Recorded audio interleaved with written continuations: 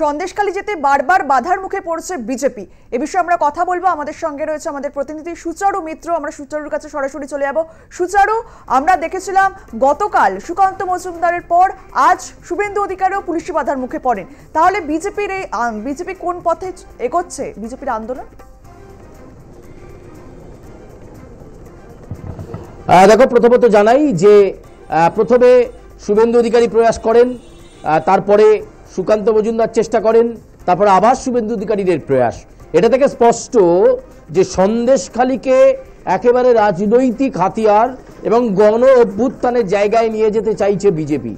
সন্দেশখালীতে যে নারী নির্যাতনের কথা বলা হচ্ছে, যে আইন শৃঙ্খলা পরিস্থিতির অবনতির কথা বলা হচ্ছে, সেই ইস্যুকে সামনে রেখে লোকসভা নির্বাচনের আগে সন্দেশখালীকে ইস্যু রেখে ভোটের অক্সিজেন পেতে চাইছে বিজেপি।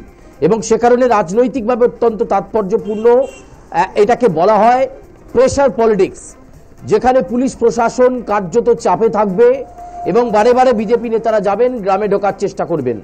গত এক সপ্তাহ ধরে চিত্র যদি দেখো, তাহলে সুকান্ত মজুমদারকে দেখা গিয়েছিল বিগত দুদিন ধরে পড়ে থাকতে। তারপর টাকিতে পুলিশের সঙ্গে ধস্তাধস্তি পরিস্থিতি, তিনি অসুস্থ হয়ে পড়েন, কলকাতায় ভর্তি রয়েছেন।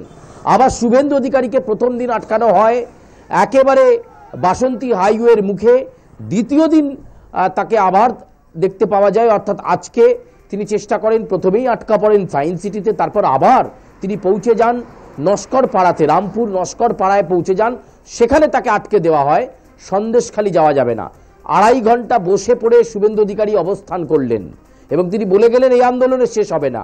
এরই মাঝে বিজেপির সর্বভারতীয় সভাপতি জগৎ প্রকাশ নাড্ডা ঘোষণা করে দিয়েছেন সেন্ট্রালের একটি টিম আসছে, সেই টিম আগামীকাল আবার যাবে সন্দেশখালী। ফলে সন্দেশখালী ঢোকার বারবার চেষ্টা। তাহলে রাজনৈতিক ব্যক্তিত্বদের কাছে, বিরোধী রাজনৈতিক দলের কাছে কেন সন্দেশখালী এত পছন্দের জায়গা? কি আছে সন্দেশখালীতে? মানুষের সঙ্গে কথা বলবার জন্য কেন মরিয়া? এই প্রশ্নগুলোই ঘোরাফেরা করছে। রাজনৈতিক বিশ্লেষকরা বলছেন এই সন্দেশখালী ইস্যুর মধ্যে কিন্তু সেই নন্দীগ্রাম সিঙ্গুর আন্দোলনের ছায়া দেখা যাচ্ছে। হয়তো সেখানে আন্দোলনের প্রেক্ষাপটটা অন্যরকম ছিল, আর এখানে আন্দোলনের প্রেক্ষাপটটা নারীদের নির্যাতন। ফলে এই বিষয়টাকে সামনে রেখেই আজকে পরে আবার আগামীকাল বিজেপির প্রতিনিধি দল যাচ্ছে। তবে পুলিশ আবার প্রস্তুত, 144 ধারাকে সামনে রেখে প্রশাসনও কিন্তু একটা স্নায়ুর লড়াই লড়ছে বিজেপির সাথে, একথা বলা যায়। বেশ, ধন্যবাদ সুচারু।